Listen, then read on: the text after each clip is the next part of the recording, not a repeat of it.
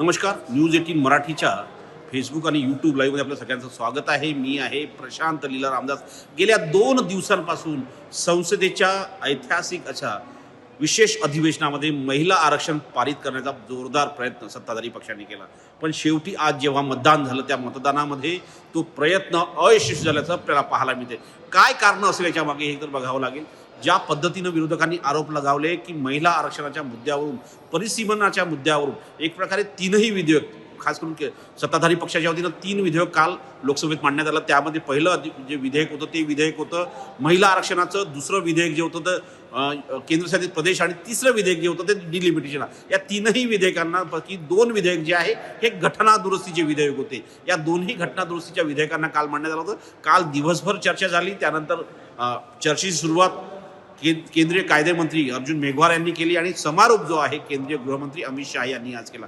त्यानंतर मतदान झालं. मतदानामध्ये विरोधकांचा जरी विजय झाला असला तरी महिला आरक्षणाचं विधेयक पारित होऊ शकलं नाही. शेवटी त्याचमुळे केंद्रीय संसदेचे कामकाज मंत्री किरण रिजिजू यांनी इतर 2 विधेयक देखील परत घेतले. संसदेच्या पटलावर ठेवण्यात आलेली विधेयक आहे ते देखील परत घेतले. याचा अर्थ असा होतो की आता तीनही विधेयकाचं भवितव्य हे अंधारात आहे. पण महत्त्वाचं हे अशा घडामोडी का घडल्या, घटनेमागे काय घडामोडी होत गेल्या हे पाहणं अतिशय महत्त्वाचं असेल.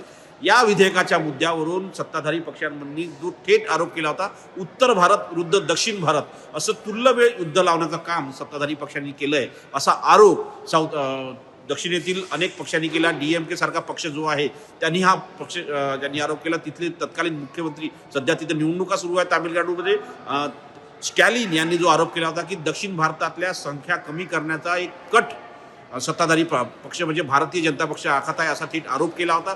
त्यानंतर सोबतच आज जेव्हा राहुल गांधी असो, काल प्रियंका गांधी असो यांनी आपल्या भाषणामध्ये आणि महाराष्ट्रातील इतर नेत्यांनी बोलताना, जसं अरविंद सावंत होतो, ज्यांनी ज्या पद्धतीने मुद्दे मांडताना त्यांनी स्पष्ट केलं की सत्ताधारी पक्षाला आता गरज का पडली इथे महिला आरक्षणाचं विधेयक आणण्याची. कारण की महिला आरक्षणाचं विधेयक 2023 मध्ये पारित करण्यात आलं आहे. 2023 मध्ये जर विधेयक पारित झालेलं आहे तर आता का मांडण्याचं गरज आहे.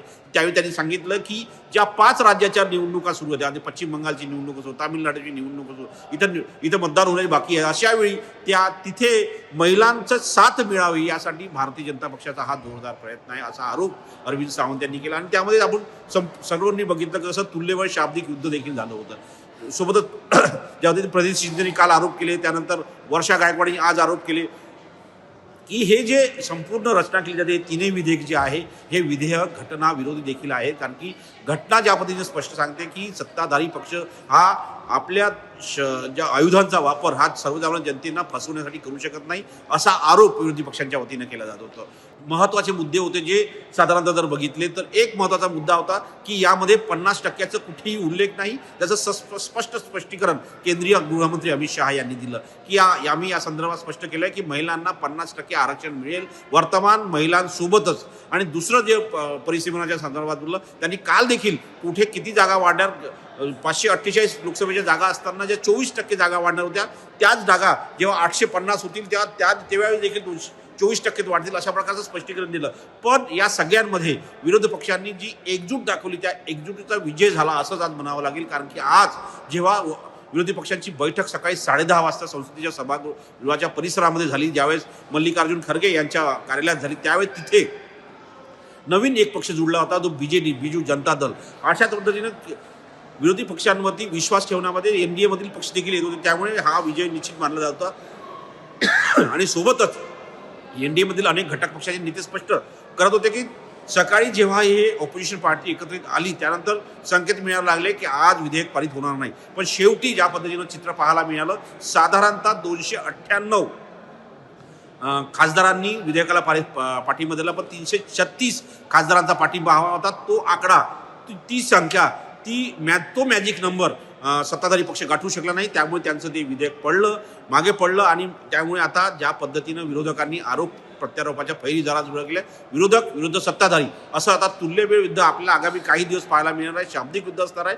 उद्या देशभरात विरोध प्रदर्शन होणार आहे. राष्ट्रीय लोकशाही आघाडीच्या होत्या NDAच्या घटक पक्षाच्या वतीने विरोध प्रदर्शन करण्यात येणार आहे. आजही महिला आघाडीच्या खासदारांनी, खास करून राष्ट्रीय लोकशाही आघाडीमधील खासदारांनी संसदेच्या मकरद्वार परिसरात देखील जोरदार घोषणाबाजी केली आणि आता आम्ही कशा पद्धतीने शंखनाद केला विरोधी पक्षांच्या विरोधात हे दाखवण्याचा प्रयत्न केलेला आहे. त्यामुळे आता सत्ताधारी पक्ष विरोधक कशा पद्धतीने हे शाब्दिक युद्ध आणून पाडतात हे देखील पाहणं महत्त्वाचं असणार आहे. उद्या राज्यसभेमध्ये या विधेयकाचं काय होतं हे देखील पाहणं अतिशय महत्त्वाचं असणार आहे. उद्या देखील लोकसभा आणि राज्यसभा आहे, पण आता राज्यसभेमध्ये हे विधेयक जाईल त्यावेळेस काय चर्चा होते, कशा पद्धतीनं मुद्दे मांडले जातात आणि कशा पद्धतीनं सत्ताधारी पक्षाचे मुद्दे विरोधक खोडून काढतात, विरोधकांचे मुद्दे सत्ताधारी कसे खोडून काढतात हे राज्यसभेत उद्या पाहायला मिळेल. पण हे महत्त्वाचं आहे की हे विधेयक पारित होऊ शकलं नाही. तिला आरक्षणाचा एक मार्ग स्वीकार करण्याचा प्रयत्न होता, तो देखील अस्पष्ट राहिलेला आहे. धन्यवाद.